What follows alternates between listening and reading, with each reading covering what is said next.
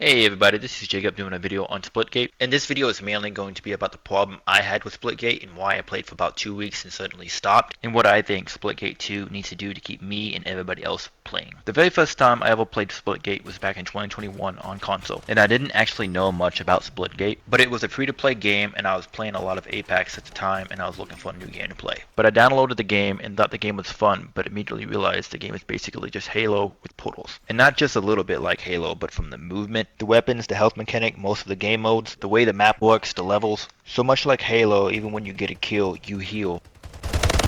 Double kill! Now watch what happens when you get a double kill in Halo Reach multiplayer. Revenge. Gain the lead. Double kill. This is Halo, well at least the OG Halo that I grew up playing. And I loved Halo, well at least the OG ones, but I kinda think that's what made me like Splitgate, but also what made me stop playing at the same time. And it wasn't because I had another game that just came out or anything like that, I just stopped playing this. I played most if not all the game modes. I played a lot of ranked, made it all the way to Diamond. I do believe it was Diamond, it might have been Platinum, but I'm pretty sure it was Diamond. And I really did like the mode they have for ranked as a 3v3. When one player from either team gets eliminated, it starts the countdown for the eliminated player to respawn. So you have to kill the whole team to win that round before they respawn. Which the maps for that game mode are small but just big enough for one of you guys who try to move around and try to stay alive long enough to get your team to respawn. Which really allows the game to get crazy sometimes. And I really hope this game mode is in Splitgate 2 for ranked especially, but at least in the game. And let me know if you guys want to see that mode return for ranked in Splitgate 2, but that was definitely my favorite mode in the game, and not just because it was ranked. But other than that game mode, there was nothing really keeping me wanting to play the game. And not saying that it didn't have other modes such as Team Deathmatch, VIP,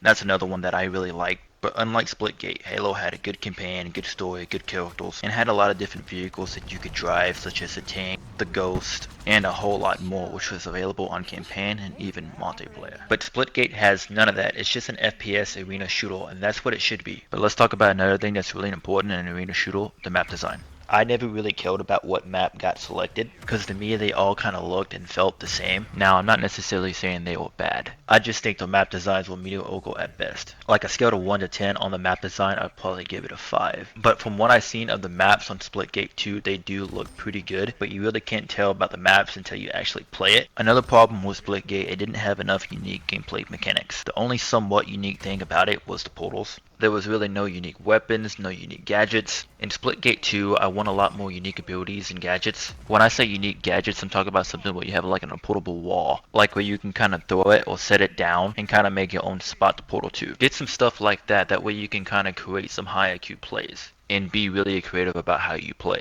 And from the Splitgate 2 trailers, it really does look like they have improved on a lot of stuff like that, with different factions, adding some new abilities, customization for your weapons, and the movement is another thing that looks like it's going to be improved, with them adding a sliding mechanic. And from the trailer, the graphics do look quite a bit better. And I'm not usually one of those guys that's too worried about the graphics, and especially in games like this, but I do kind of feel like Splitgate does look a little bit outdated, and I think that could be the reason why the game looks a little bit plain to me. But either way, the game looks a lot better in Splitgate 2. Another small problem with Splitgate, they never really did a good job of making me want to spend money on the game, which is pretty bad, especially when the game is a free-to-play game. Not for me, but for them.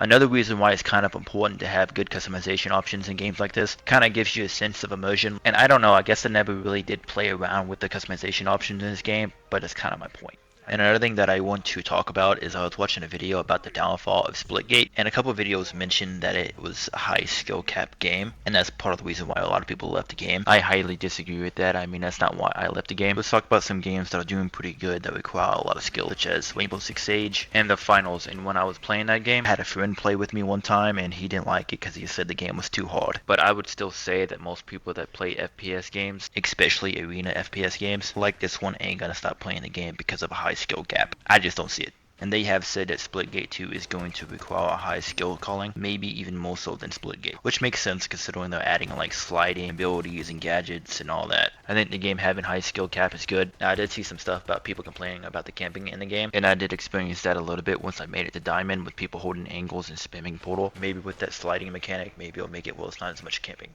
But the biggest problem with Splitgate, it doesn't feel like its own game. It doesn't feel like Splitgate with Halo with portals. It feels like Halo with portals with the name Splitgate. Take a game like the God of War. You have the OG one, and then you have the 2018 God of War, which is completely different, and it doesn't matter if you like that game or not. That's not the point. But let's just say we have a bowl of ingredients, and the main ingredient being the God of War, with the other ingredients being Uncharted or The Last of Us with a little bit of Souls-like. Mix those together, and that's what we get, the 2018 God of War. Take another game like the Finals. The movement feels a little like Apex. It also has a lot of destruction, like Battlefield. It also has a little bit of Rainbow Six Siege feel. But the point is, the Finals and even God of War feel like their own game, and Splitgate doesn't have that. And I do want to let people know that I did a recommendation video recommending the Finals, and the game is also now available on PlayStation 4. But this video wasn't really meant to trash on Splitgate, but in this video I'm just talking about things that I didn't like with Splitgate and what I think it needs to do to improve in Splitgate 2. And really they just need to add a lot more to the game, and I think they know that, and that's what they're trying to do. And hopefully that's enough to keep me and everybody else playing. But that's pretty much gonna do it for this video, guys. Let me know what you guys think in the comments. And if you did like the video, consider hitting like and subscribing. This is Jacob saying goodbye.